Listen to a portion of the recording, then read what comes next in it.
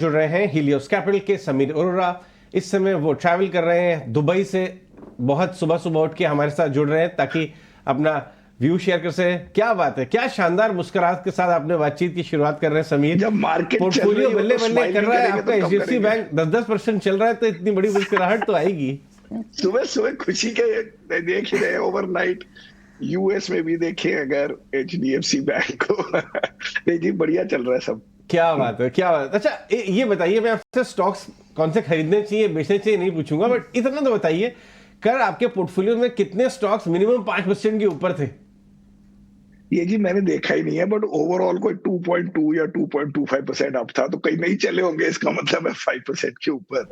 But बिल्कुल 2.5% आपके size of portfolio में एक दिन में एनएवी बढ़े हाँ, और अपवर्ड बहुत ही बायस है, बढ़िया। तो और फिर वैसे दिक्कत की भी क्या बात है। हम तो मार्केट को बीट करना होता है। मार्केट को 1.6 थी शायद, इफ आई रिमेम्बर, पता नहीं। बट ब्रॉडली कहने का मतलब है ऐसे एक दिन का गेम नहीं खेलना। तभी वो जो एक एक दिन के गेम में फिर जब गिरेगी एक दिन मार्केट, फिर हम उस दिन दुखी तो ना हो जाएंगे। हम उस दिन भी कहेंगे ठीक है जी, महीना अच्छा चला गया, ये साल अच्छा चला गया। ऐसी चलती है लाइफ। रेफरेंस के लिए पूछा था, एक एक बहुत ही शानदार दिन था इसलिए।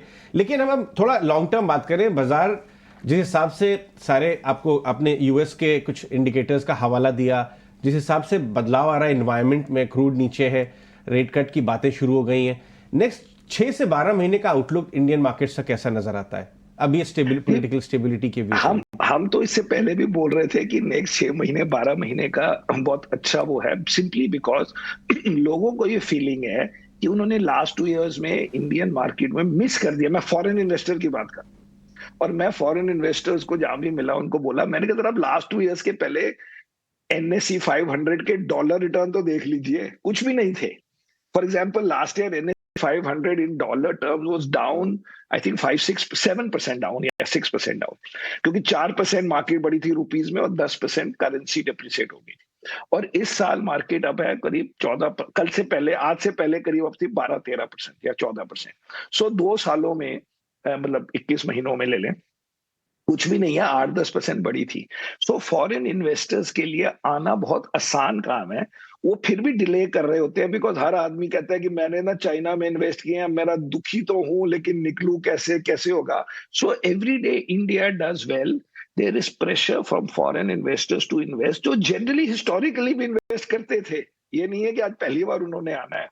लेकिन बीच में बिकॉज लास्ट ईयर काफी सेलिंग हुई, तो हम सबको ये व्यू होता है कि अरे फॉरेन इन्वेस्टर बेचेगा कि खरीदेगा। Over time they will all come in, they are already coming in, and therefore उनके आने से और इन बिटवीन लास्ट 4-5 सालों में इंडियन मार्केट के इंडियन इन्वेस्टर्स भी बड़े हो गए, तो अब वो आसानी से खरीद भी नहीं सकते। एंड अगर दोनों ग्रुप्स बाई करने लगे, जो कि नॉर्मली पहले डोमेस्टिक इन्वेस्टर्स का साइज ही बहुत छोटा होता था, और 22 और 21 एंड में फॉरेन इन्वेस्टर्स ने काफी सेलिंग की, तो अभी वो इन्वायरमेंट ही नहीं मिला था जिसमें दोनों को इंटरेस्ट हो खरीदने में। और अब वो समवेयर अराउंड द कॉर्नर है, या हो चुका है शुरू। तो इसलिए नेक्स्ट 6-12 मंथ बड़े अच्छे हैं। Uh because India is doing well. India की पॉलिटिकल अनसर्टेनिटी अगर जो थी, आप सबको पता है कि इंडिया में हमारे हिसाब से कोई नहीं थी, बट चलो लोगों को वो भी बिलीव करने दो। एंड साथ में चाइना से दुखी, ये कॉम्बिनेशन है जी मार्केट का।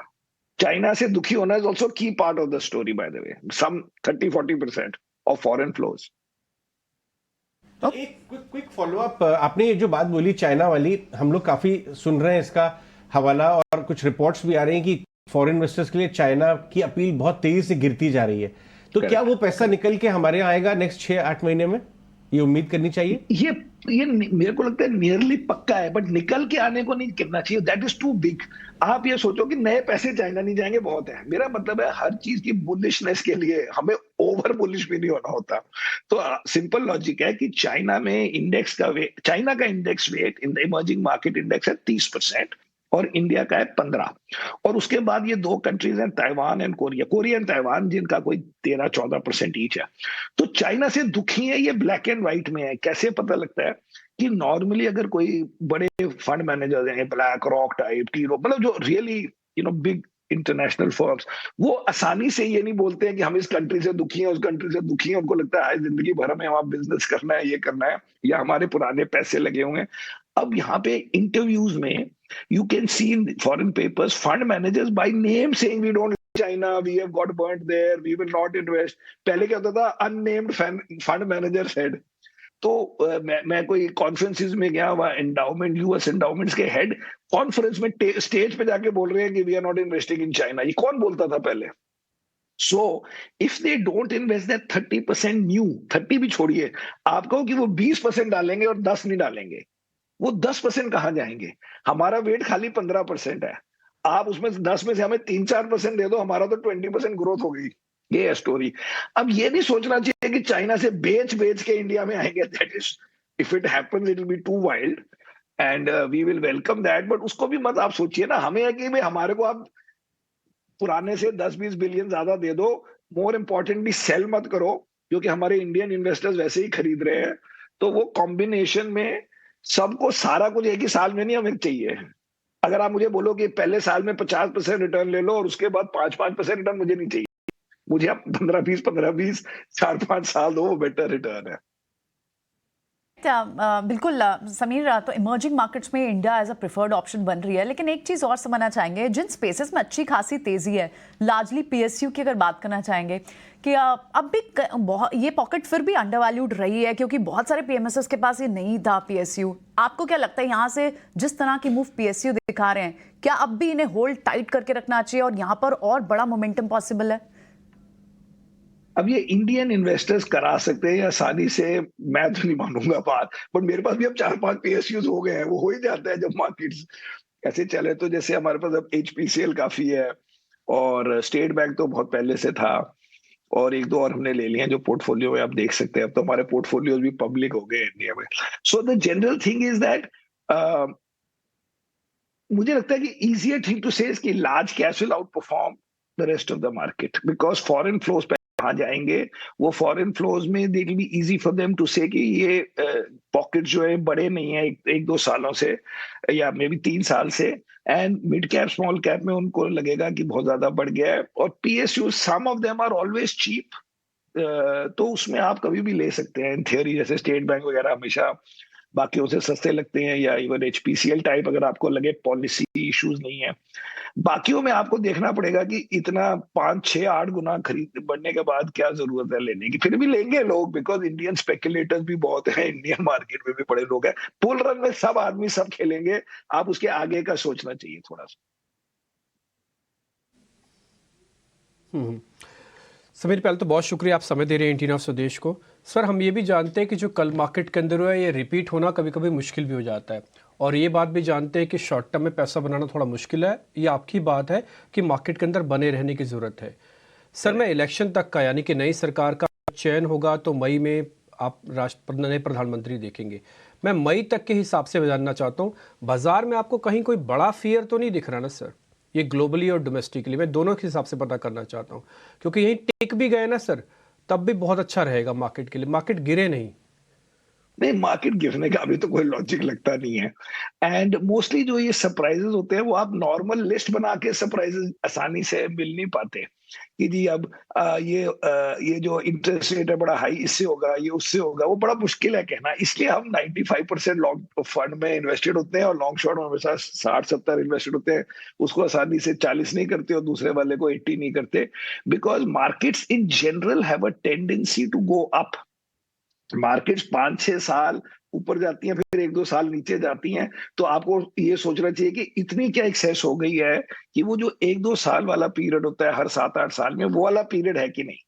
वो पीरियड वेरी रेयरली भी आप प्रिडिक्ट करते हो, एक्सेप्ट कि वो टाइम वाइज वो 5-6 साल बाद आया हुआ है। अगर मैं अपना देखूं 91 के बाद, फिर वो 99 2000 में आ गया, फिर 2008 में आ गया, फिर बीच में नहीं आया, फिर कोविड में आ गया। लेकिन इसमें से आधी चीजें प्रिडिक्टेबल थी, आधी नहीं थी। अभी आपको पॉकेट्स ऑफ एक्सेस नहीं मिलेंगे कि आप उसको प्लान करके कर लो। ज्यादा से ज्यादा हम ये बार बार कहते हैं सब लोग कि small cap will underperform, को ज्यादा बढ़ गया है only because of this reason. But जो बाकी इश्यूज होते हैं, बाकी इवेंट्स होते हैं वर्ल्ड में, वो तो आपसे प्रिडिक्ट होने नहीं। लेकिन उनको बियॉन्ड अ पॉइंट आप प्रिडिक्ट नहीं कर सकते। ज्यादा से ज्यादा जो हमारा नया स्टाइल हो गया है कि आप प्रिडिक्ट करने की कोशिश मत करो, आप उसके बाद रिएक्ट फास्ट करो, because some of these things never happen. हम सोचिए Interesting है। वॉर का, ये वॉर में कोई तीसरा प्लेयर आ जाएगा, ईरान आ जाएगा, ये हो जाएगा, चाइना में ताइवान में स्टोरी हो जाएगी, पता ही नहीं किसी को होगी कि नहीं होगी। और रोज तो हम प्रे करते हैं कि ना हो, ये लेकिन बात अगर आपने हो अच्छी बोली। तो स्टोरी नहीं सुनानी कि ये ना बड़ा अच्छा है वर्ल्ड के लिए, क्योंकि लास्ट टाइम जो वॉर हुई थी ना 10 साल में लोग भूल गए थे, ऐसे नहीं करते, बस ये फर्क है। ये बहुत अच्छी बात बोली आपने कि फ्यूचर को प्रिडिक्ट करने का और स्पेशली ये मैक्रो जियोपॉलिटिकल इवेंट्स को प्रिडिक्ट करने की बजाय आप पैनी नजर बना के रखें, जब आपको संकेत दिखने लगे और चीजें डेवलप हो तब आप रिएक्ट फास्ट करिए। मैं आपसे फास्ट करें, और अगर वो गलत भी हो गया तो फिर कोई फर्क नहीं पड़ता, बिकॉज आपने वो न्यूज देख के किया, जैसे हमने लास्ट ईयर यूक्रेन वॉर के बाद किया था, 10% कम किया, वो मार्केट हमें कोई फायदा नहीं हुआ, लेकिन ज्यादा नुकसान भी नहीं हुआ, क्योंकि वो मार्केट बढ़ी भी नहीं और गिरी भी नहीं last year. Fair point. So but हमारा होगा कि चलो जी हमने रिएक्ट कर लिया, हमें लग रहा था गलत है, वो नहीं हुआ तो नहीं हुआ। एक बार मैंने डीमॉन के बाद थोड़े शेयर बेचे थे, वो 1-2 महीने में पता लगा that that the mutual fund वगैरह के पास पैसे आ गए, उन्होंने वापस मार्केट में डाल दिए हैं। तो वो लोग उस वक्त की इकोनॉमी को नहीं देख रहे हैं, वो डिस्काउंट कर रहे हैं कि जो फ्लोज आ गए हैं, हमने भी 2 महीने बाद वापस वो 10-15% वापस ले लिए, उसमें चले गए होंगे 1-2% हमारे कॉस्ट में, क्या हो गया फिर लाइफ में। मैंने अपनी तरफ से अपनी इंश्योरेंस ली थी, वो इंश्योरेंस की जरूरत नहीं पड़ी, which is also very good. हम ये भी नहीं चाहते कि हम अगर 10% बेचे तो सडनली सारा वर्ल्ड क्रैश हो जाए जी, क्योंकि हमने 10% बेचे हैं। समीर, एक आखिरी सवाल आपसे कि अभी यहां से कहां पे आपको वैल्यू दिख रही है? अगर मैं लार्ज कैप यूनिवर्स की बात करूं, ये कुछ प्राइवेट बैंक्स, आईसीआईसीआई, आपका ऐसे स्माइल आ जाती है जब आप जैसे। वैल्यू इन लार्ज कैप पूछते हैं, क्योंकि मेरा पोर्टफोलियो फाइनेंशियल्स में है जो 3.5 साल से चले नहीं है, 2-3 साल से जी। एंड अगर आप इंडेक्स में लार्ज कैप्स में देखें तो there are 3 large cap groups, one is large cap IT, one is large cap financial and one is large cap consumer.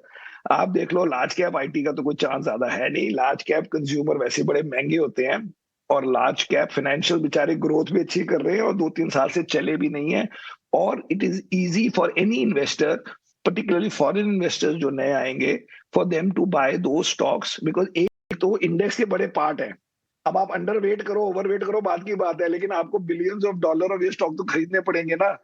आप कम ले लोगे ज्यादा से ज्यादा, तो वो बिलियन ऑफ डॉलर में हमारे को इंटरेस्ट है। हमें नहीं इंटरेस्ट कि वो फॉरेन इन्वेस्टर्स को ओवरवेट कर रहा है कि अंडरवेट कर रहा है। एंड सेकंड इज, हमें पता है कि उनके नंबर्स वगैरह अच्छे हैं, उनकी ग्रोथ अच्छी है, उनकी साइकिल अच्छी है, और हमें ये पता है कि वो 2-3 साल से चले नहीं है। Easy to buy. या समीर, आज हमसे बात करने के लिए बहुत ही अप्रिशिएट करते हैं कि आप सुबह सुबह जल्दी उठ के भी हमसे बात करने के लिए तैयार हुए।